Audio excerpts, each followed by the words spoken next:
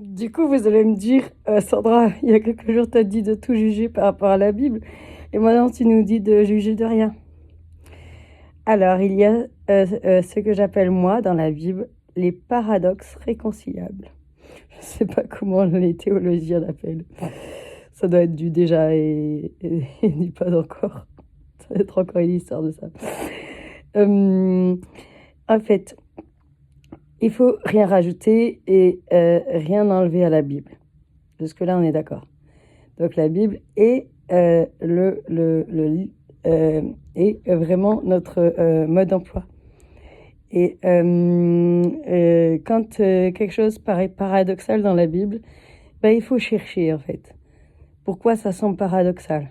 C'est-à-dire à la fois on est précieux aux yeux de Dieu au point qu'il ait donné sa vie pour nous, et à la fois on voit que le cœur humain est mauvais de base et que sans lui il ne peut pas être bon.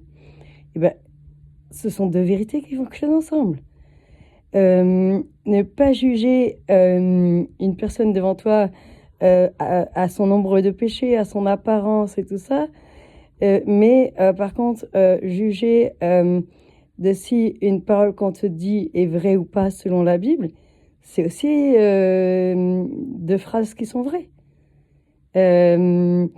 S'il faut rien rajouter et rien enlever, ça veut dire qu'il faut bien connaître le texte biblique. Et selon l'intelligence que le Seigneur nous a donnée, puis selon les capacités de se former aussi, les capacités de toutes sortes, le temps, l'endroit où tu vis, enfin il y a tellement de choses, le nombre d'enfants et tout ça, qui va te permettre ou non d'étudier plus ou moins profondément la Bible. Et puis, si tu sais pas réconcilier ces fameux paradoxes, demande à un frère ou une sœur qui a plus de connaissances bibliques que toi, qu'elle parlera en langue ou pas. Ça n'a aucune importance puisque Dieu distribue ses dons comme il en a envie. Et le ministère de la parole de Dieu, la théologie biblique, c'est aussi un des dons. Gros bisous.